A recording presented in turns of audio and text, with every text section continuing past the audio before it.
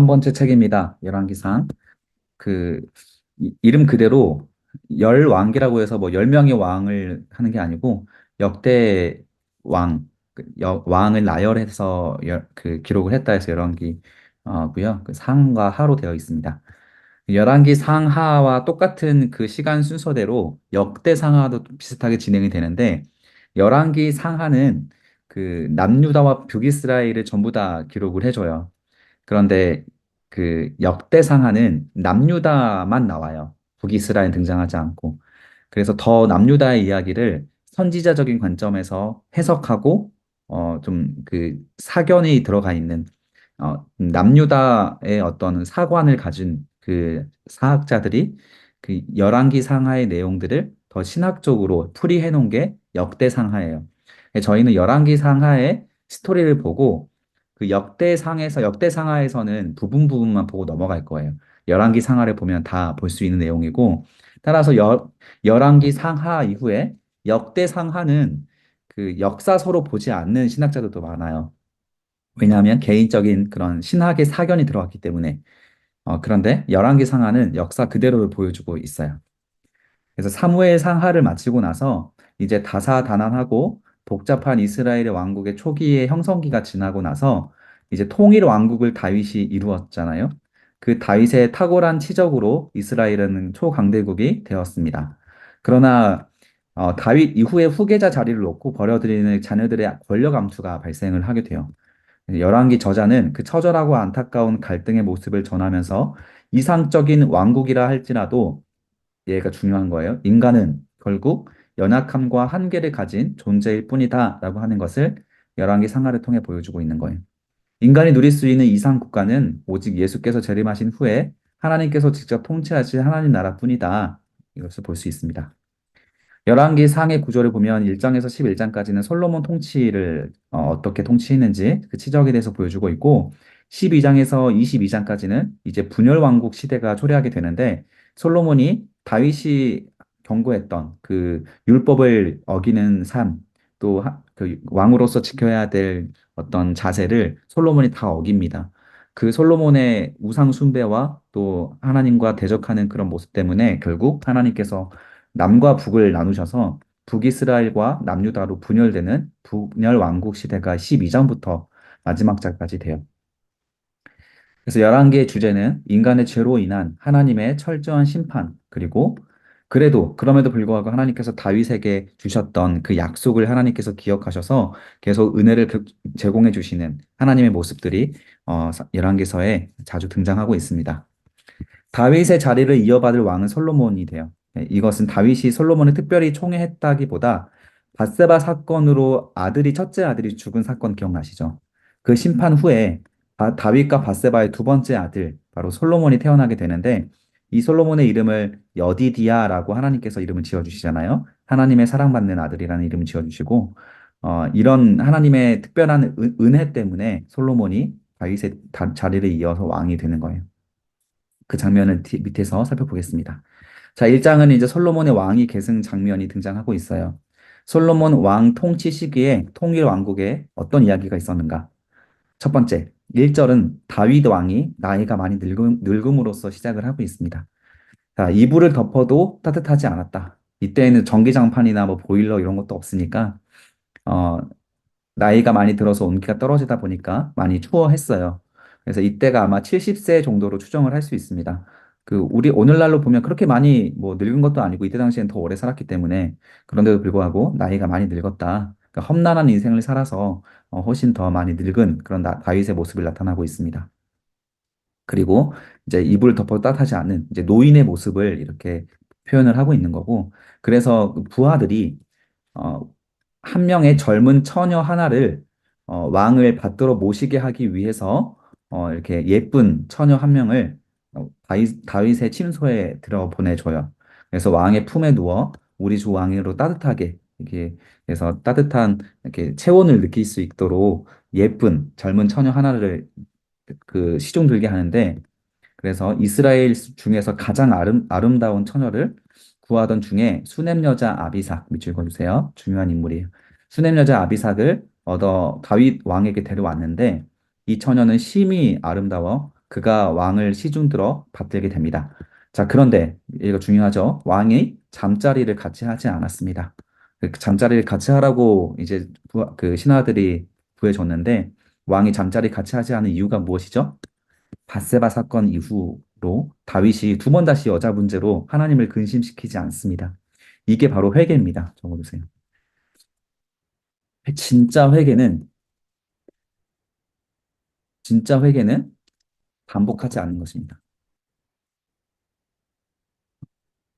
다윗이 하나님 앞에 여자 문제에 대해서 회개한 뒤에 바세바 사건 이후에 진실로 회개했기 때문에 하나님께서 그 회개를 받으셨고 솔로몬이 왕으로 될 수 있는 거예요. 바세바의 아들이었던 그 솔로몬이 왕으로 올라올 수 있는 겁니다. 그래서 진짜 회개가 일어나면 그때부터 인생 역전이 시작돼요. 그래서 우리가 하나님 앞에 큰 복을 받을 수 있는 축복의 통로라고 생각하시면 됩니다. 회개를 즐거워하실수록 하나님의 많은 복을 우리가 누릴 수 있게 됩니다. 자, 5절에 보면 그때 학깃의 아들 아도니아가 스스로 높여서 이르기를 내가 왕이 되리라 하고 자기를 위하여 밑줄 그어주세요. 자, 성경에서 자기를 위하여는 뭐죠? 우상 숭배죠. 자기를 위하여 병거와 기병과 호위병 50명. 이거 예전에 똑같이 누가 했는데 기억나십니까? 압살롬이 그렇게 했었죠. 압살롬이 다윗에게 반란을 일으키기 위해서 아버지를 대적하기 위해서 병거와 호위병 50명을 준비했었습니다. 자, 그것을 똑같이 핫깃의 아들 아도니아, 이 다윗의 또 이제 아들 중에 한 명인 아도니아가 그렇게 일을 합니다. 어, 내가 왕이 되리라 하고 스스로 이제 쿠데타를 일으키는 겁니다. 그래서 하나님은 이스라엘 왕이 계승 방법에 대해서 알려주시지 않았어요.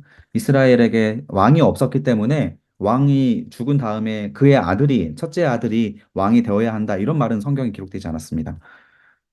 다윗 계통에서 메시아가 나올 것만 예언하셨지만 장자가 계승하는지 선지자가 다음 왕을 지목하게 되는지 그것은 알 수 없는 거예요. 그런데 이제 그나마 율법에 있는 것은 장자가 두 배의 유산을 얻는다라는 원칙이 신명기서 21장에 있기 때문에 그래서 장자 계승이 자연스럽다라고 백성들은 생각했을 거예요. 그러나 솔로몬 어머니 바세바와 선지자 나단 그 하나님의 종이죠. 선지자 나단은 왕의 선택권이 더 중요하다고 간주를 하고 있어요. 다윗이 선택하는 게 중요하다. 그렇게 해서 이제 이 왕이 되겠다라고 하는 것은 그 이때 당시에 다윗의 허락을 받은 것이 아니라 아도니아가 스스로 자기가 왕이 되고자 문제를 일으킨 겁니다.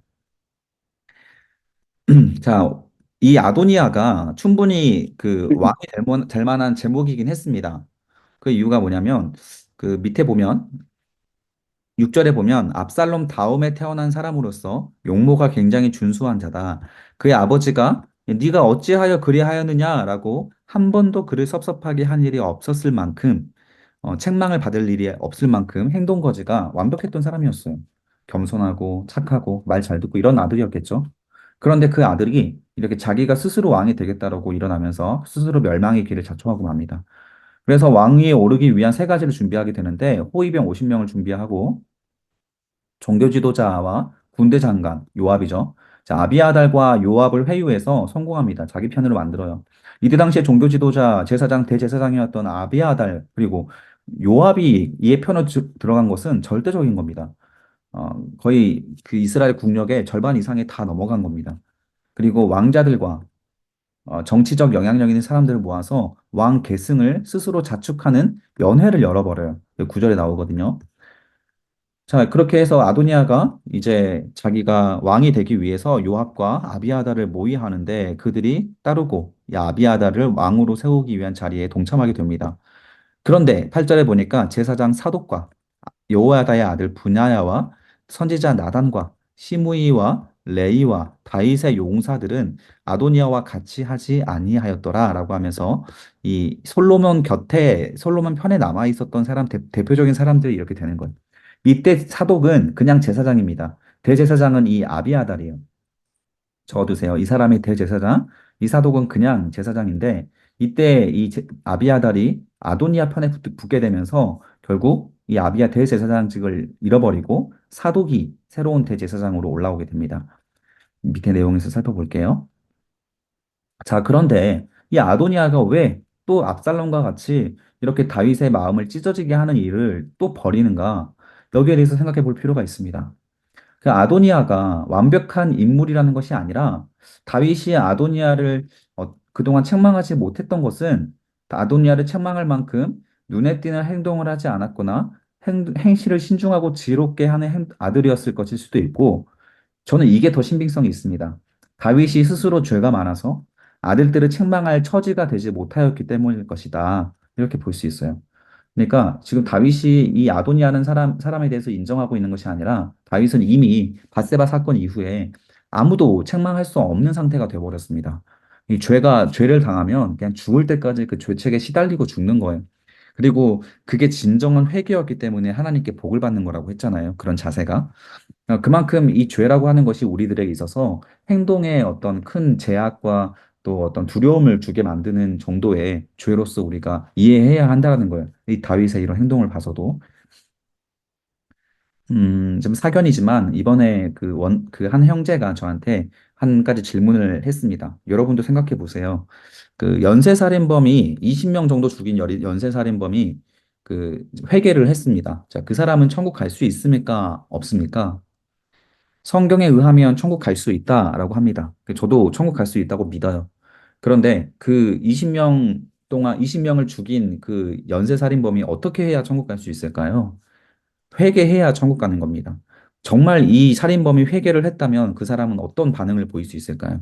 그 사람이 회개하는 그 증거는 무엇일까요? 그것은 20명을 죽인 그 가족들을 다 찾아다녀서 전부 다 용서를 구해야 합니다. 그 사람들이 너도 죽으라고 하면 자기 죽는 것은 그 내게 또 다른 또 하나님 앞에 죄가 되기 때문에 그럴 수는 없습니다라고 하면 그 사람들이 욕하고 모욕하고 얼굴에 침을 뱉고 두들겨 패려고 해도 다 얻어맞아 가고 그런 모욕을 당하고 다시는 찾아오지 말라고 소리치고 막 분노해도 자기 손가락을 막 잘라가면서 그렇게 자기 죄를 용서를 구해야 하는 것이 정상이 정말로 진심으로 회개를 했다면 그리고 그 사람이 그 죄책감을 죽을 때까지 가지고 그 20명의 가족들을 위해서 날마다 봉사하고 그들의 용서를 구하기 위해서 죽을 때까지 헌신을 해야 되는 겁니다. 그들이 용서를 구할 때까지. 그게 진짜 회개한 사람들의 모습이에요. 그 사람들에게 용서 구하지도 않고 자기만 자기 하나님 앞에 용서 받았다는 것은 말도 되지 않습니다. 자, 그만큼 이 죄라고 하는 것이 두려운 거예요. 우리가 하나님 앞에 죄를 지었을 때 그 죄가 죽을 때까지 우리를 꼬리표처럼 따라다닙니다. 그리고 이것을 무시하지 않고 하나님 앞에 이 죄를 지었다라는 사실 자체를 날마다 기억하면서 회개하는 것. 그 회개하는 그 마음으로 두 번 다시 그 죄를 짓지 않게 되는 것이 죄로부터 자유함이에요. 그래서 많이 우리 성도들이 착각하고 있는 부분들인 거죠. 죄책감을 가질 필요 없다라고 하는 것이 자유함이 아니라 그 죄를 다시는 안 짓게 되기 때문에 죄에 대한 자유함이 되는 겁니다. 따라서 이 죄책감은 우리 성도들에게 굉장히 중요한 부분인 거예요. 자, 그 다윗이 이렇게 두 번 다시 아들을 책망할 수 없는 그런 권위가 다 떨어져 버린 거죠, 스스로. 이 바세바 사건 이후에. 그러니까 이 아도니아도 이렇게 압살롬과 같은 좀 어리석은 행동을 하고 맙니다. 아도니아가 수르의 아들 요압과 제사장 아비아달을 모의했고 이 사람들은 이제 찾아가지 않았죠. 나중에 솔로몬이 왕이 되고 나서 이 솔로몬 편에 붙었던 이 사람들이 훗날 솔로몬 정권의 실세가 돼요. 자, 아도니아가 에느로겔 근방 소할레 바위 곁에서 양과 소와 살찐 송아리 잡고 왕자 곧 자기의 모든 동생들까지 초대를 합니다. 다 초대해서 이 아도니아가 자기가 왕이 되었다라고 하는 연회를 벌여요. 그때 선지자 나단과 브나야와 용사들과 자기 동생 솔로몬은 초대하지 않았습니다. 자, 11절. 이때 선지자 나단이 나서서 이 모임이 일어난 사실을 알고 솔로몬의 어머니 밧세바에게 나단이 찾아갑니다. 그리고 말하죠. 핫기스의 아들 아도니아가 왕이 되었음을 듣지 못했습니까? 자, 이때 이스라엘의 실세들이 이미 다 모여서 모든 실세들이 다 아도니아를 왕으로 인정해버렸기 때문에 이 나단이 이렇게 과거형을 쓰면서 그 밧세바에게 걱정 어린 조언을 하는 거예요. 그래서 우리 주 다윗은 이 사실을 알지 못합니다. 이때 이 나단은 솔로몬을 지지를 합니다. 그래서 12절에 보면 내가 당신의 생명과 당신의 아들 솔로몬의 생명을 구할 계책을 말하도록 허락하소서. 그래서 이 솔로몬이 나단 선지자는 하나님의 사람이잖아요. 이 나단 선지자가 솔로몬을 왕이 되어야 한다라고 알고 있는 것. 그래서 성경에는 왜 나단이 솔로몬을 지지하는지 직접적인 이유는 기록되지 않았습니다. 근데 세 가지로 추정을 해볼 수 있는데 사무엘하 14장에 나와 있던 내용처럼 다윗의 범죄로 밧세바에게서 태어난 첫째 아들이 죽고 그 다음에 태어난 솔로몬에게 하나님께서 여디디야라는 이름을 지어주셨잖아요. 그 이후에 나단이 곁에서 이 솔로몬의 성장을 가까이서 지켜보았고 그 솔로몬이 가지고 있었던 남다른 지혜, 그 지혜를 그 왕의 자질로서 보고 있었을 가능성이 있습니다. 자, 두 번째는 성경에 기록되지 않았지만 이 나단은 선지자로서 하나님의 말씀만 전하잖아요. 따라서 이 하나님께서 성경에 기록되지 않았지만 하나님의 명령이 개인적으로 나단에게 있었고 그 뜻에 따라서 솔로몬을 왕으로 세우려고 하는 계획을 이미 나단을 통해서 다윗에게 보고되었을 겁니다. 그러면 다윗은 당연히 이 나단의 말을 듣고 그 솔로몬을 왕으로 세울 준비를 하고 있었겠죠. 그래서 이 나단이 솔로몬을 지지했을 수 있고, 세 번째 이유. 자, 저는 이 이유가 가장 확실할 것으로 보고 있습니다. 왕자들 중에서 유일하게 솔로몬이 왕이 되었을 때 그 다윗처럼 정적을 제거하는 피바람이 불지 않을 것으로 여겼을 것 같아요. 실제로 솔로몬은 그 왕자들을 죽이지 않습니다. 나중에 이 아도니아가 결국 죽게 되는데 솔로몬에 의해서 아도니아가 네가 아무것도 하지 않고 그냥 가만히 있으면 살려주겠다라고 약속을 하거든요. 근데 아도니아가 또 어리석은 짓을 한 번 더 합니다. 그래서 결국 죽게 되는데 실제로 이 솔로몬은 그 왕자들을 그 자기의 정치적으로 위협이 된다는 이유로 그들을 처단하지 않습니다. 그래서 아마 나단이 솔로몬을 지지했을 것이다. 이렇게 볼 수도 있는 것 같아요. 자, 12절에 보면 이제 내게 당신의 생명과 당신의 아들 솔로몬의 생명을 구할 계책. 이게 3절, 세 번째 이유의 가장 큰 이유예요. 자, 솔로몬의 생명을 구할 계책이라고 하잖아요. 아도니아가 왕이 되면 솔로몬은 죽은 목숨이에요. 솔로몬 비롯하여 이 아도니아 편에 붙지 않았던 사람들을 아도니아가 다 죽일 겁니다. 그래서 이렇게 이런 이유로 말한 거죠. 세 번째 이유가 가장 크다는 것이 보여집니다. 이것이 근거로. 13절에 보면 당신은 다윗 왕 앞에 들어가서 아뢰기를 내 주 왕이여 전에 왕이 여종에게 맹세하여 이르시기를 내 아들 솔로몬이 반드시 나를 이어 왕이 되어 내 왕위에 앉으리라 하지 아니하셨나이까. 그런데 아도니아가 무슨 이유로 왕이 되었나이까? 라고 가서 바세바에게 말하라고 나단이 그 조언을 합니다. 당신이 거기서 왕과 말씀하실 때 나도 당신 뒤에 들어가서 당신의 말씀을 도와주겠습니다. 확증하겠습니다. 라고 나단도 이 바세바와 함께 이렇게 뒤에서 이야기를 꾸미는 거죠. 자, 15절에 보면 바세바가 이에 침실에 들어가 왕에게 이르니 왕이 심히 늙었으므로 수냄 여자 아비삭이 시중 들었더라. 자, 이 모습을 보면서 바세바가 어떤 기분이 들었을까요? 바세바가 젊었을 때는 이렇게 자기가 침실에서 왕의 곁에서 시중 들었었는데 이 바세바도 나이가 많이 들었습니다. 솔로몬이 왕이 될 수 있는 나이까지 왔으니까 많이 들었겠죠. 근데 이 예쁜 수냄 여자가 옆에서 시중 들고 있는 모습을 보면서 마음이 굉장히 슬펐을 것 같아요. 자, 바세바가 몸을 굽혀 왕께 절하니 왕이 이르되 어찌 됨이냐 그가 왕께 대답하되 내 주여 왕이 전에 하나님 여호와를 가리켜 요종에게 맹세하여 이르기를 내 아들 솔로몬이 반드시 나를 이어 왕이 되어 내 왕위에 앉으리라 하셨거늘. 자, 이거 부분 성경에 없었죠. 그러니까 이것도 아까 두 번째 이유 중에 들어가는 것입니다. 분명히 성경에 기록되지 않았지만 하나님께서 약속을 하셨을 것입니다. 왕의 하나님 여호와를 가리켜 요종에게 맹세하기를. 다윗의 이런 맹약이 있었다라는 것이죠. 자, 이제 아도니아가 왕이 되었어도 내 주 다윗 왕은 알지 못하십니까? 그가 이런 연회를 베풀고 있습니다. 그렇지, 이제 내 주 왕이여 온 이스라엘이 왕에게 다 주목하고 누가 내 주 왕을 이어 그 왕위에 앉을지 공포하시기를 기다리고 있습니다. 자, 백성들은 그래서 장자가 왕이 되는 그 장자의 어떤 왕권이 아니라 이스라엘의 선대 왕이 지목하는 것, 그 지목하는 왕이 될 것이다. 이렇게 믿고 있다라는 것이죠. 21절에 보면 그렇지 아니하면 내 주 왕께서 그의 조상들과 함께 잘 때 나와 내 아들 솔로몬은 죄인이 되어 위협적인 존재가 되어 아마 사형에 당하게 될 것입니다. 자, 이런 내용이죠. 22절에 보면 근데 이때 이 나단이 약속을 했죠. 바세바가 말하고 있을 때 뒤에 뒤어와서 말을 합니다. 선지자 나단이 들어와서 말을 합니다. 어떤 사람이 왕에게 말하되 선지자 나단이 여기 있습니다. 그가 왕 앞에 들어와서 얼굴을 땅에 대고 왕께 절하고 이르되 내 주 왕이여 이르시기를 아도니아가 나를 이어 왕이 되어 내 왕위에 앉으리라 하셨나이까. 그가 오늘 내려가서 이런 연회를 베풀고 있습니다. 그러나 왕의 종 나와 제사장과 사독과 여호와의 아들 분야와 왕의 종 솔로몬을 청하지 아니하였습니다. 이것이 내 주 왕께서 정하신 일입니까? 이렇게 왕이 정하는 그런 원칙을 다윗 그 나단도 믿고 있죠. 그런데 왕께서 내 주 왕을 이어 그 왕위에 앉을 자를 종에게 알게 하지 아니하셨습니다. 이때 다윗의 이제 맹세가 나옵니다. 다윗이 명령하여 이르되 밧세바를 내 앞으로 부르라 하매 그가 왕 앞으로 들어가매 그가 앞에 서는지라 왕이 이르되 내 생명을 모든 환난에서 구하신 여호와께서 살아계심을 두고 맹세하노라 내가 이전에 이스라엘의 하나님 여호와를 가리켜 내게 맹세하기를 너의 아들 솔로몬이 반드시 나를 이어 왕이 되고 나를 대신하여 내 왕위에 앉으리라 라고 맹약을 하였으니 내가 오늘 그대로 행하리라. 그렇게 하면서 솔로몬이 갑자기 왕이 되게 되고 밧세바가 얼굴을 대고 절하여 내 주 왕은 만세수나 없어서 아니라 저 다윗 왕이 이르되 제사장 사독과 선지자 나단과 여호와의 아들 분하야를 내 앞에 부르라 하니 그들이 왕 앞에 이릅니다.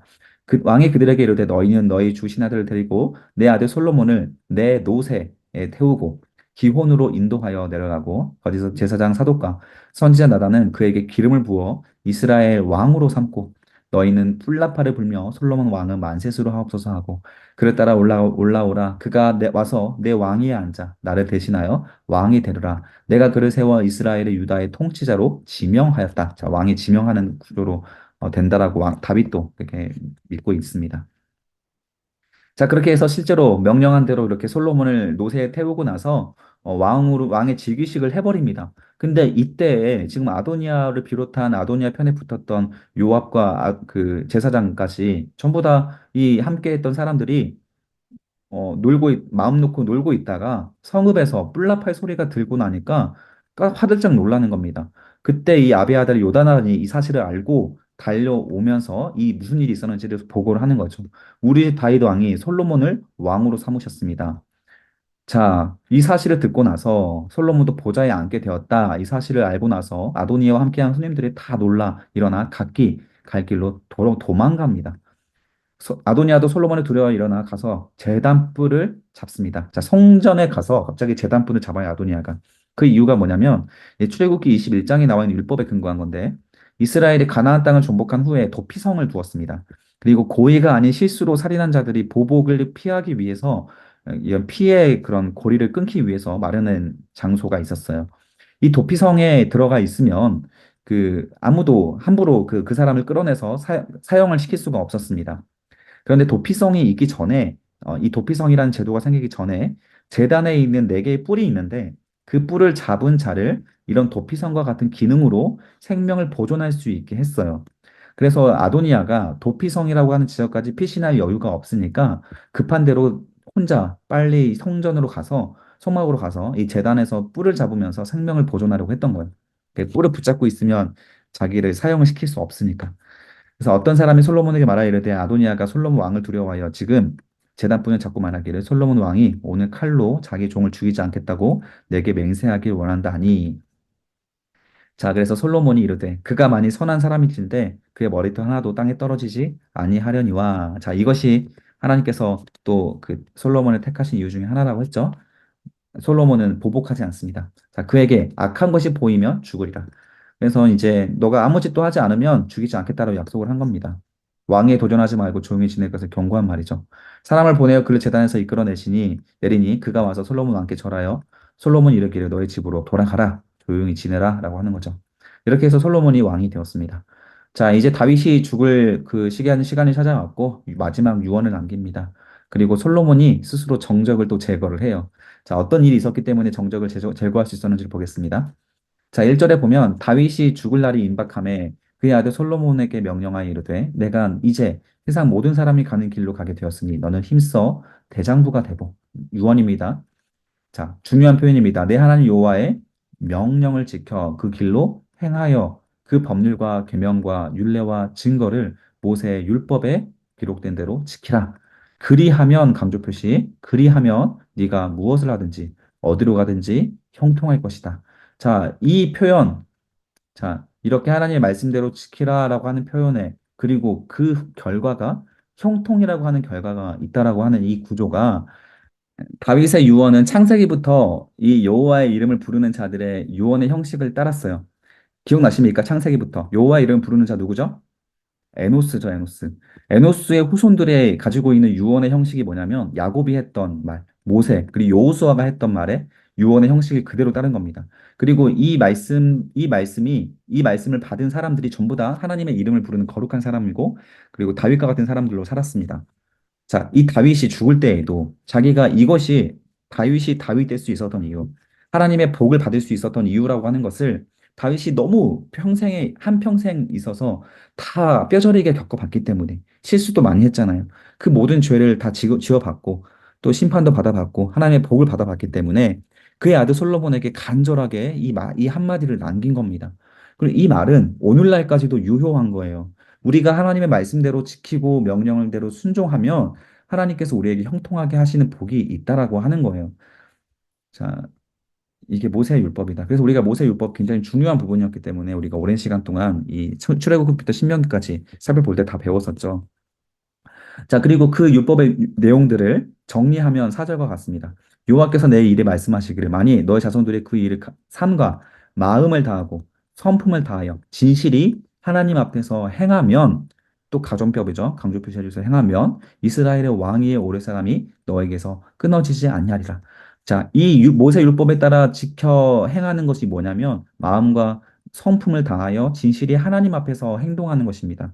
하나님을 의식하고 하나님 앞에 범죄하지 않기 위해 노력하고 하나님의 은혜를 구하고 그렇게 살아가는 사람들이 은혜를 받게 될 것이다라고 하는 결론입니다.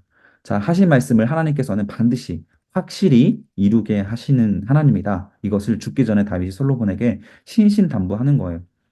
자, 하나님께서 주신 다윗 언약이 있습니다. 이스라엘 왕위에 오를 사람이 끊어지지 않을 것이다.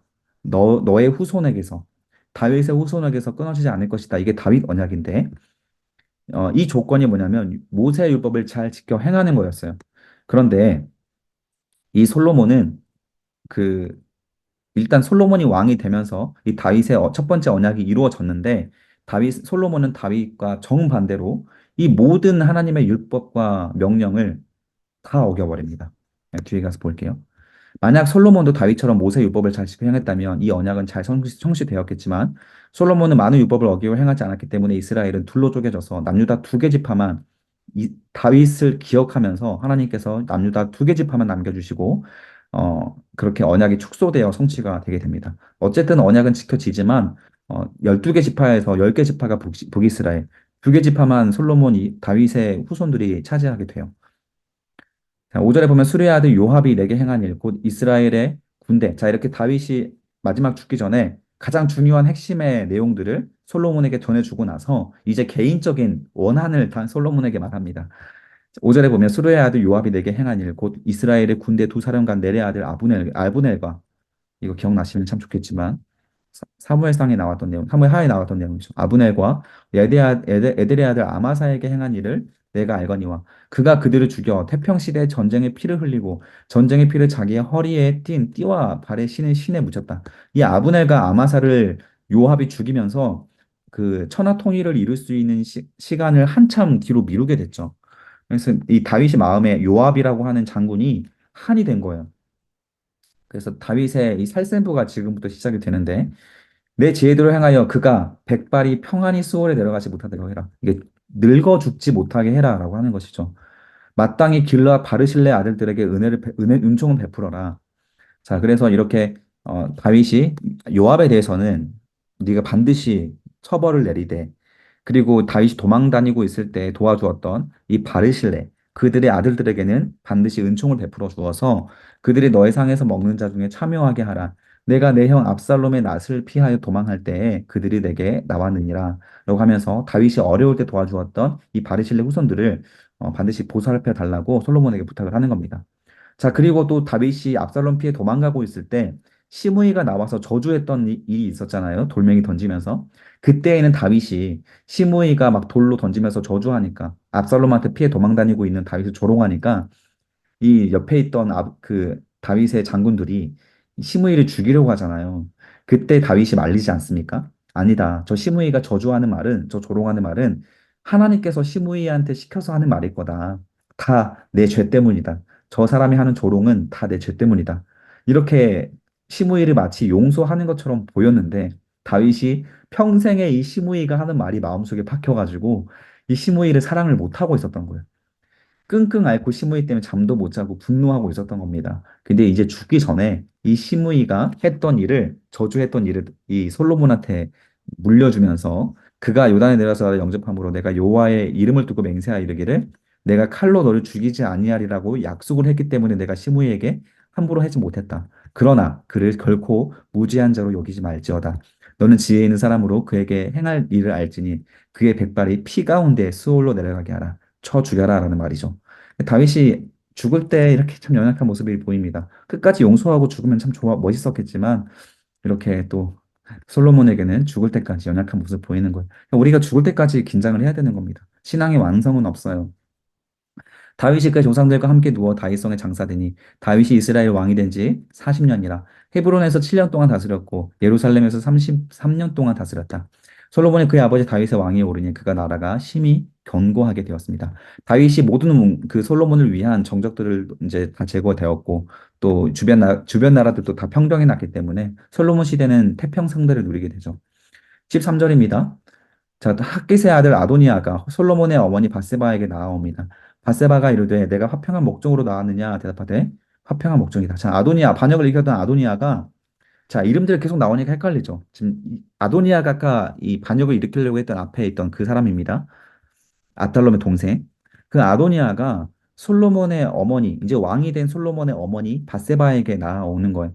그래서 한 말이 무슨 말이냐 봤더니 15절에 그가 이르되 당신도 아시는 바거니와 당신도 인정하는 바이거니와 바세바 그 왕후시여 당신도 알죠? 이 왕위는 내 것이었고 온 이스라엘은 다 내 얼굴을 향하여 나를 왕으로 삼으려 하였는데 왕권이 돌아가 내 아우의 것이 되었음은 하나님으로 말미암습니다. 자, 이 말은 지금 하나님께서 솔로몬에게 왕위를 주신 것입니다라고 하는 인정하는 말이 아니죠. 자, 이것이 항상 문제입니다. 우리가 세상으로부터 세상의 욕심 버리지 못한 이유가 뭐냐면 내 것이 뭔가 내 능력으로 얻은 것들이 다 내 것이라고 생각을 하는 거예요. 하나님께서 주신 그 은혜조차 내 것이라고 하는 착각 때문에 우리는 늘 이기적인 마음이 생기고 막 화가 나고 분노도 일어나는 겁니다. 이 왕위는 내 것이었는데 온 백성들도 나를 왕으로 삼으려고 했는데 라고 하는 이 생각 때문에 결국 아도니아가 가만히 있으면 생명을 보존했겠지만 어리석게도 또 다른 계략을 꾸미게 되는 이유가 되는 거죠. 이제 내가 한 가지 소원을 당신에게 구하노니 내 청을 거절하지 마옵소서. 바세바가 이르되 말하라. 그가 이르되 청하건대 솔로몬 왕에게 말씀하여 그가 수냄 여자 아비삭 기억나죠? 가장 이스라엘이 예뻤던 아비삭이 나이가 많았던 다윗의 시중을 들었잖아요. 자, 근데 다윗이 죽고 나니까 이 아비삭이 여전히 젊고 예쁘기 때문에 내게 주어서 아내를 삼게 하소서. 왕이 당신의 청을 거절하지 않을 것이다. 그래서 이 수맹 여자 아비삭이 너무 예뻐서 이 아도니아가 달라고 하는 말이 아닙니다. 수맹 여자 달라고 하는 이유가 뭐냐? 이스라엘의 왕의 관례가 있는데 후임 왕이 전임 왕의 후궁이나 첩을 소유할 수 있었습니다. 그것을 통해서 이 행위를 통해서 그 전임 왕의 권력이 그대로 넘어왔다라고 하는 것을 상징하게 되는 거예요. 다윗도 사울의 왕들을 취했었거든요. 사무엘하 2장 1절에 보면. 그리고 압살롬도 다윗의 후궁들을 취했잖아요.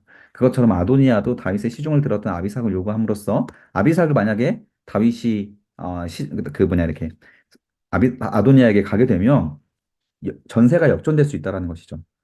그래서 아비삭의 아름다운 외모 때문이라기보다는 아직도 왕위의 미련을 버리지 못하고 있는 이유입니다. 이 왕위는 내 것이었다. 이게 포기가 안 되는 거죠. 내 것이었다. 바세바가 이르되 좋다. 내가 너를 위하여 왕께 말하노라. 자, 바세바는 왜 허락을 했을까? 이것도 생각해 보면 참 바세바의 연약함입니다. 바세바가 남편 다윗의 옆에 있었던 아비삭, 이 수는 여자 아비삭이 좋아 보일 리가 없잖아요. 질투로 눈이 멀었겠죠. 나도 젊었을 때는 다윗의 저런 사랑을 받았는데 내가 이제 나이 들고 나니까 다윗이 나를 외면하고 나에게는 찾아오지도 않는데 아비삭이 옆에서 이렇게 시중 들고 있는 모습 보면서 얼마나 분통 터졌겠어요. 그러니까 이 아비삭을 이 아도니아에게 주면서 아비삭에게 수치심을 주고 싶었던 겁니다. 바세바도 참 연약한 사람이에요. 그러니까 이 아도니아도 또 똑똑한 게 이런 바세바가 질투심이 가지고 있을 것이라고 생각을 해서 이걸 또 이용을 하는 거죠. 아도니아도. 바세바가 이에 아도니아를 위하여 말하려고 솔로몬 왕에게 이르니 왕이 일어나 영접하여 절한 후에 다시 왕자에 앉고 그의 어머니를 위하여 자리를 베푸니 효자죠. 어머니에게 절합니다. 그리고 그가 그의 오른쪽에 앉습니다. 자, 바세바가 이르되 내가 한 가지 작은 일로 왕께 구하오니 내 청을 거절하지 마세요. 왕이 대답하되 내 어머니를 구하소서 내가 어머니의 청을 거절하지 않겠습니다. 청하건대 수냄 여자 아비삭을 아도니아에게 주어 아내로 삼게 하소서. 자, 이 말을 듣는 순간에 솔로몬은 다 알죠. 화가 머리 끝까지 치솟게 됩니다. 솔로몬이 어머니에게 소리치며 대답하여 이르되 어찌하여 아도니아를 위하여 수냄 여자 아비삭을 구하십니까? 그는 나의 형이오니 그를 위하여 왕권도 구하옵소서. 그뿐만 아니라 제사장 아비아달과 수르의 아들 요압을 위해서도 구해 보십시오라고 하면서 화를 내는 거죠. 다윗 솔로몬도 알고 있는 겁니다. 여호와를 두고 맹세하여 이르되 아도니아가 이런 말을 하였은즉 그의 생명을 잃지 아니하면 하나님은 내게 벌이에 벌을 내리시 마땅하다. 이러면서 이제 결국 아도니아가 자기 꾀에 빠져서 이게 스스로 가만히 있으면 죽었을 텐데, 아니, 살았을 텐데 군대장관 분하야에 의해서 아도니아를 쳐서 죽이게 됩니다. 자, 여기서 이제 항상 이 다윗의 명령에 따라서 순종했던 사람은 찾아갔던 사람이 요압이었습니다. 군대장관 요압. 근데 이제 이 분하야를 솔로몬이 계속 보내요. 이 분하야가 이제 그 요압 뒤를 이을 군대장관이 되기 위해서 이 솔로몬은 이렇게 처단하는 큰 일에 대해서 분하야를 시킵니다. 계속. 그래서 분하야의 손에 의해서 아도니아가 죽임을 당하게 돼요. 자, 왕이 제사장 아비아달에게 이르되 너의 고향 아다나 도수로 가라. 자, 아비아달도 이 대제사장 아비아달이 어, 그 아도니아 편에 붙었었잖아요. 그렇기 때문에 귀향 보냅니다. 너의 고향 아다노스로 가. 너는 마땅히 죽을 수밖에 없는 죄를 지었지만 내가 내 아버지 다윗 앞에서 여호와의 궤를 메웠었고 하나님의 언약궤를 메웠었고 또 내 아버지가 환난을 받을 때 너도 환난을 받았은즉 내 아버지와 함께했던 전우라는 거죠. 내가 오늘 너를 죽이지는 않을 것이다. 자, 이 아비아달이 이 그 다윗을 도운 제사장들을 죽일 때그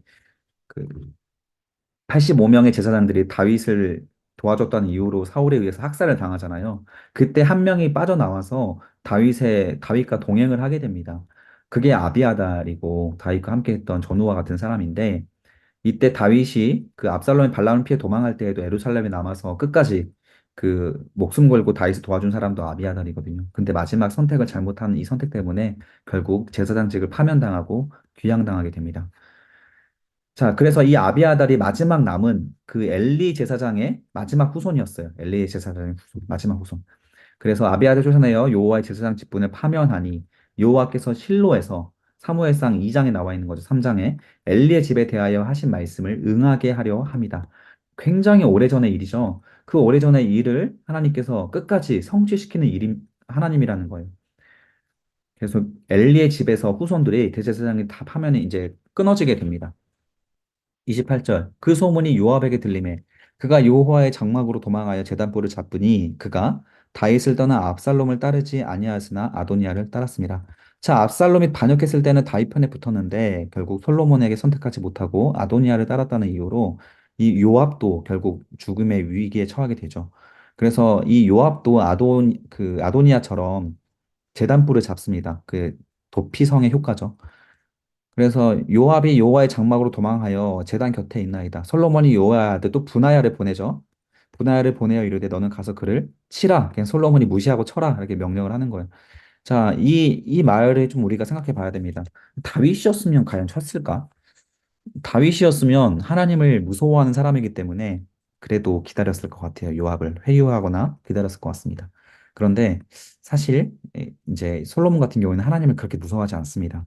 그렇기 때문에 그냥 무시하고 치라고 했던 것일 수도 있고요.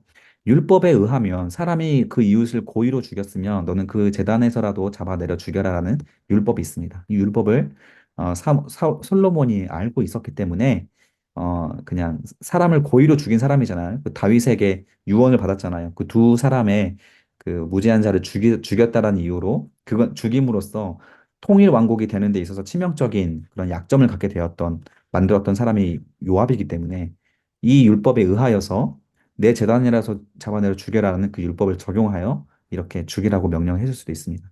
그래도 이런 율법이 있어도 다윗이었으면 하나님을 사랑하고 하나님을 무서워했던 다윗이었으면 그래도 이 자리에서 요압을 죽이진 않았을 겁니다. 다윗이었다면. 분하야가 여호와의 장막에 이르러 그에게 이르되 왕께서 나오라 하시느니라. 그가 대답하되 아니다. 내가 여기서 죽겠노라. 분하야가 들어가서 왕께 아뢰되 요압이 이리 내게 대답하더이다. 왕이 이르되 그의 말과 같이 하여 그를 죽여라. 자, 이 분하야는 오히려 이 제단 곁에서 죽이는 것을 부담스러워하죠. 그러니까 한 번에 이 죽이라고 하는 명령을 못하고 또 가서 또 한 번 아뢰입니다. 그랬더니 솔로몬이 그냥 죽여라라고 하죠. 요압이 까닭없이 흘린 피를 나와 내 아버지 집에서 내가 제거하리라.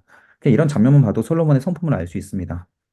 여호와께서 요압의 피를 그의 머리로 돌리실 것은 그가 자기보다 의롭고 선한 두 사람을 쳤음이니 곧 이스라엘의 북이스라엘의 군사령관 넬의 아들 아브넬과 유다 군사령관 아델의 아들 아마사를 칼로 죽였습니다. 이 일을 내 아버지 다윗은 알지 못하셨나니 그들의 피는 영영이 요압의 머리와 그의 자손의 이거 알고 있었죠? 다윗도 다윗이 직접 유언한 거잖아요. 근데 이 지금 솔로몬이 이 말을 이렇게 거짓말로 말합니다. 그들의 피는 영영이 요압의 머리와 그의 자손의 머리로 돌아갈지라도 다윗과 그의 자손과 그의 집과 그의 왕위에는 여호와께로 말미암는 평강이 영원히 함께하리라. 솔로몬이 결코 좋은 왕이 아니라는 겁니다. 자, 요호의 아들 분하야가 올라가서 곧 그를 쳐 죽임에 광야에 있는 자기 집에다가 매장이 됩니다. 결국 요압이 평생에 다윗과 함께했던 요압, 그러나 다윗의 머리 꼭대기에 앉아서 다윗을 두려워하지도 않고 하나님을 두려워하지도 않고 정치적인 인생을 살았던 요압이 결국 이렇게 비참한 죽임을 당하게 되는 거죠. 왕이 이에 요아야의 아들 분하야를 요압을 대신하여 군사령관으로 삼고 또 제사장 사독으로 아비아다를 대신하게 합니다. 그래서 군사령관은 요압에서 분하야로 대제사장은 아비아달에서 사독으로 사독이 이제 자주 등장하니까 기억을 해두세요. 사독은 훗날 부활을 인정하지 않는 그 신약 성경에 보면 사두개인이라고 나오거든요. 그 사두개인의 선조가 됩니다. 사독의 후손들이에요. 다 예수님을 다 대적했던 사람들의 그 사람들입니다. 그렇다고 사독이 나쁜 사람은 아닌 것 같고요. 자, 그리고 36절에 그 다윗을 저주했던 그 시므이, 결국 시므이도 죽게 되는데 왕이 사람을 보내어 시므이를 불러서 이르되 너는 예루살렘에서 너를 위하여 집을 짓고 거기서 살고 어디든지 나가지 말아라 라고 하면서 예루살렘의 안에 격리를 시킵니다. 자, 시므이라고 하는 사람이 어떤 사람이냐면 1000명을 동원할 수 있는 영향력 있는 사울의 사람이었어요. 사무엘 하에 보면. 어떤 집단의 지도자입니다. 그래서 다윗을 반대하는 자들의 우두머리와 같은 사람이에요.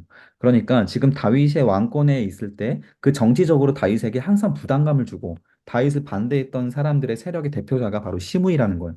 그래서 이 시므이를 여기서 제거하는 것은 이제 다윗의 그 솔로몬의 왕권에 도전할 수 있는 사람이 아무도 없게 된다라고 하는 것의 상징적인 장면이 되기도 하는 거예요. 45절에 보면 시므이의 죽음은 솔로몬의 왕권의 경고함으로 연결됩니다. 나중에 45절에 보면 솔로몬의 왕은 복을 받고 다윗의 왕은 영원히 요 앞에서 경고히 하게 서게 되리라. 시므이가 죽고 나서 아무도 이제 다윗의 정권에 이런 솔로몬의 왕권에 도전할 수가 있는 사람이 없어집니다. 자, 37절에 보면 너는 분명히 알라. 네가 가서 기드론 시내를 건너는 날에는 반드시 죽임을 당하리라. 이 기드론 시내 경계가 예루살렘의 경계입니다. 자, 시므이가 왕께 대답하되 이 말씀이 좋사오니 내 주 왕대로 말씀대로 종이 그렇게 하겠습니다. 이 시므이도 자기가 죽을 수 있는 위기에 있기 때문에 그 알고 있기 때문에 이 솔로몬의 제안에 대해서 목숨을 살려주는 제안에 대해서 허락을 합니다. 자, 이에 날이 오래도록 예루살렘에 머물러 있어요. 그리고 3년 후에 이유를 알 수 없습니다. 3년 후에 갑자기 시므이의 두 종이 가드왕 마아가의 아들 아기스에게로 도망했습니다. 이거 왜 도망했는지는 안 나와요. 아마도 상상을 해본다면 솔로몬에 의해서 이런 어떤 그 시므이가 가난하게 살았을 것 같은데 이 종들은 재산이거든요. 그래서 이 두 종이 전부였을 것 같은데 이 두 종을 솔로몬이 빼돌린 것은 아닐까라는 생각이 듭니다. 그래서 아기스에게로 도망하고 가니까 이제 시므이가 이 두 종을 찾으러 예루살렘 경계를 넘어서서 그 아기스는 이제 저기 블레셋 지역이거든요. 블레셋까지 찾으러 떠납니다. 격리 조치를 위반하고 직접 가드까지 찾아오는 위험을 감수하는 거예요. 그래서 시므이가 예루살렘에서 가드에 나갔다가 돌아온 일을 어떤 사람이 솔로몬에게 말하죠. 자, 3년 내내 이 시므이를 감시하고 있었던 사람이 있었다라는 겁니다. 그리고 마치 이 시므이가 이탈하기를 기다렸다는 듯이 어떤 사람이 솔로몬에게 보고하게 되고 왕이 사람을 보내어 시므이를 불러서 내가 너에게 여호와의 도를 경고했는데 너는 분명히 나가면 죽겠다라고 하지 않았느냐?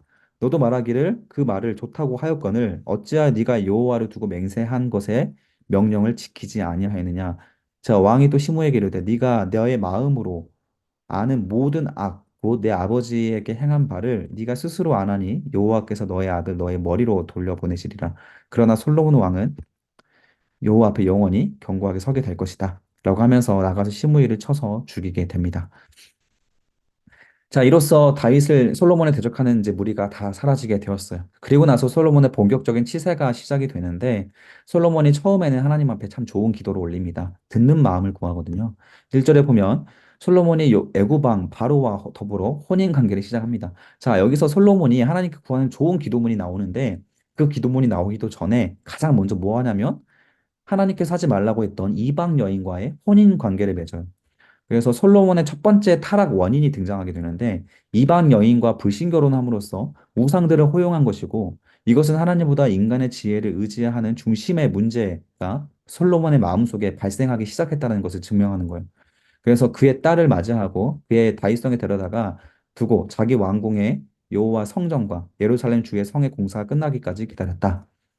자, 그때까지 여호와의 이름을 위하여 성전을 아직 건축하지 아니하였으므로 백성들이 산당에서 제사를 하며 솔로몬이 여호와를 사랑하고 그의 아버지 다윗의 법도를 행하였으나 자, 산당에서 제사하여 분향하였다. 자, 여기서 이 산당이라고 하는 것은 이유가 나오죠. 이 산당이라고 하는 것은 그 이스라엘 백성들이 예루살렘까지 모여서 예배하기 어렵기 때문에 멀리 있는 그 자기 각 동네마다 산당을 지어서 그 산당에서 예배를 드렸습니다. 그리고 5대 7대 주요 절기 때에는 전부 다 예루살렘에 가서 성막에 가서 예배를 드렸는데 그 외에 안식일이라든지 그 외에 예배들이 있잖아요. 그 예배들에 대해서는 그냥 산당에서 예배 드렸어요. 매번 예루살렘까지 올라가는 게 너무 번거롭기 때문에. 따라서 이 산당의 의미가 뭐냐면 산당이라고 하는 건 편리함입니다. 하나님께서 명령하신 게 아니에요. 그냥 편리함이에요, 편리함.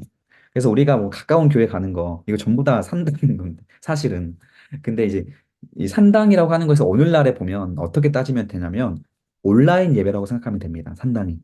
근데 이 산당 자체가 나쁜 것은 아니라고 여기서 기록이 되어 있어요. 근데 나쁜 것은 아닌데 훗날 우상 숭배가 전부 다 이 산당에서 일어납니다. 그래서 이제 그 솔로몬 후대 왕들 중에서 종교 개혁을 일으키는 사람들이 이 종교 개혁을 일으켰던 사람들 중에 산당을 없애지 않으면 그가 여호와 앞에서 종교 개혁을 일으켰으나 산당은 제거하지 않았다. 이런 표현이 계속 반복돼요. 그가 행하여 다윗의 법도를 행하였으나 산당에서 분향하다. 이런 아쉬운 표현들이 계속 반복해서 등장을 하고 본격적으로 종교개혁을 제대로 일으켰던 뭐 히스기야라든지 요시야 같은 왕들은 이 산당까지 다 없애버립니다.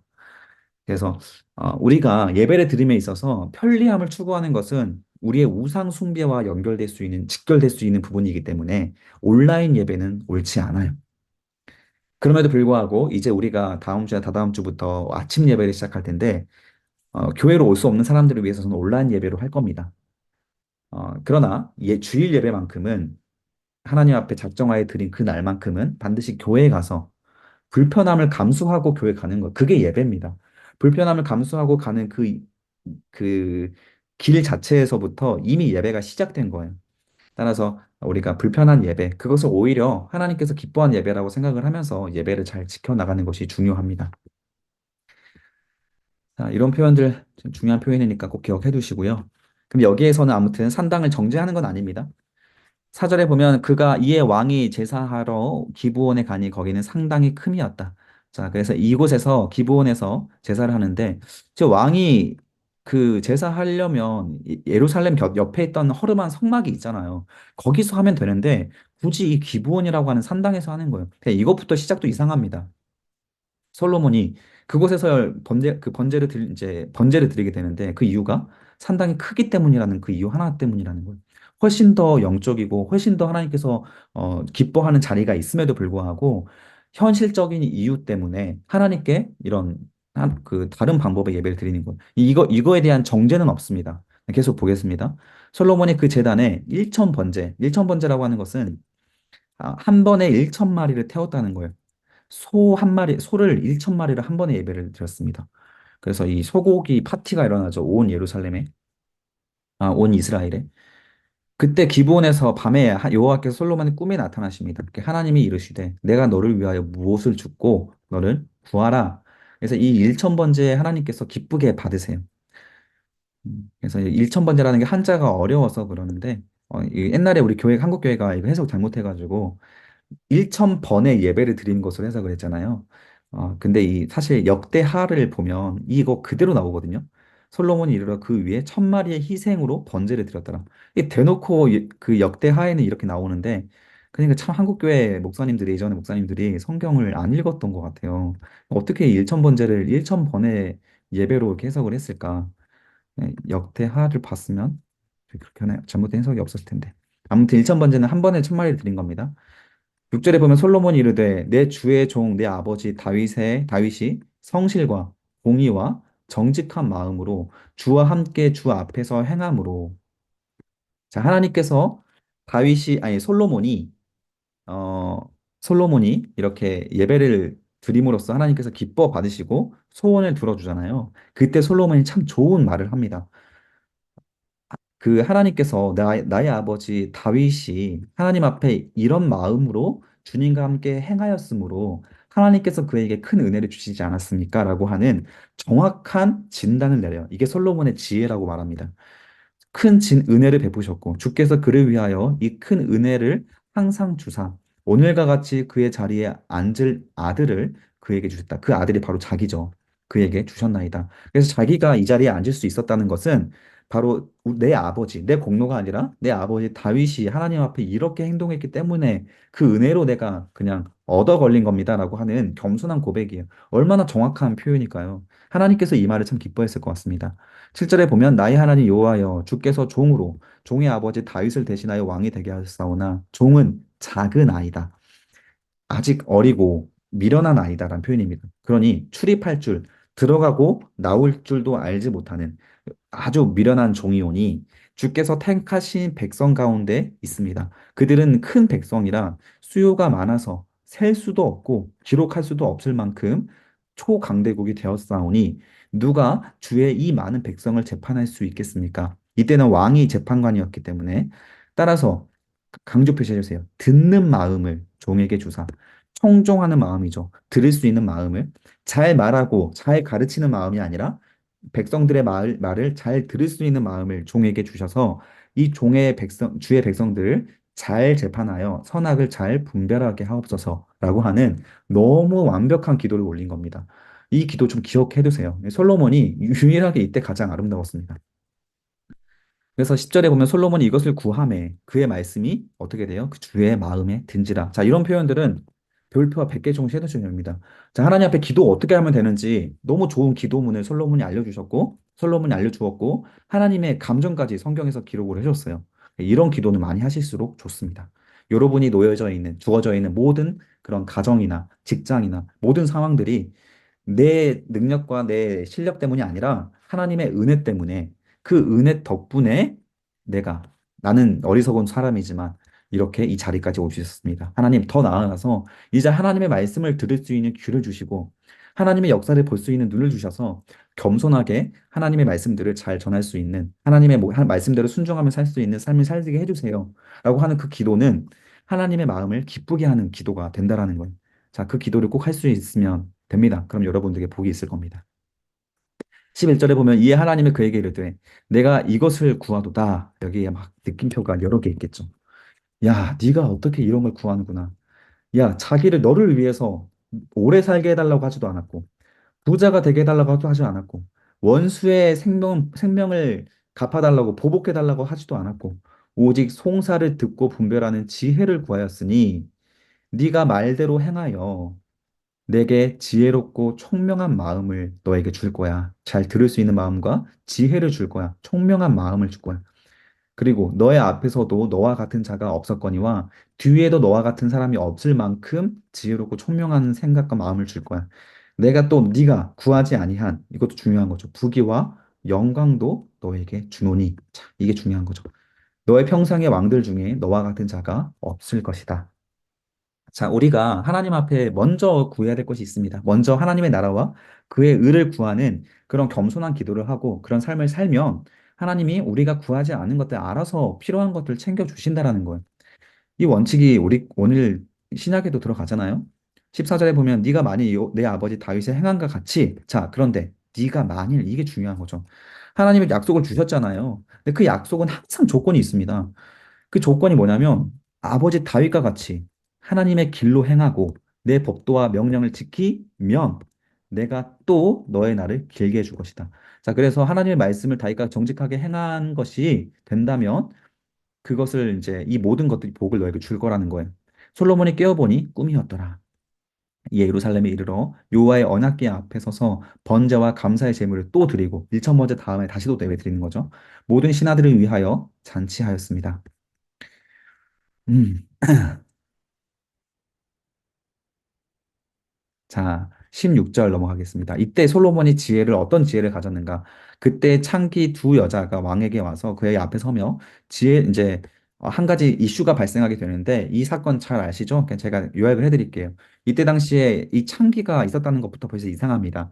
그 창기는 창녀거든요. 그 예루살렘에 창기가 있었대요. 그 창기들이 그 남자와 이렇게 성관계를 하고 그 아버지가 누군지도 몰라요. 근데 두 여자가 왔는데 한 여자가 두 여자가 임신을 했습니다. 아버지가 누군지도 모르는 그 아이를 임신을 했는데 그 아이가 태어나서 이제 지내고 있다가 어머니가 자기가 뭐 자기도 모르게 자면서 아이를 이렇게 깔고 앉았나 봐요. 그리고 아이가 죽었던 것 같아요. 숨 막혀가지고.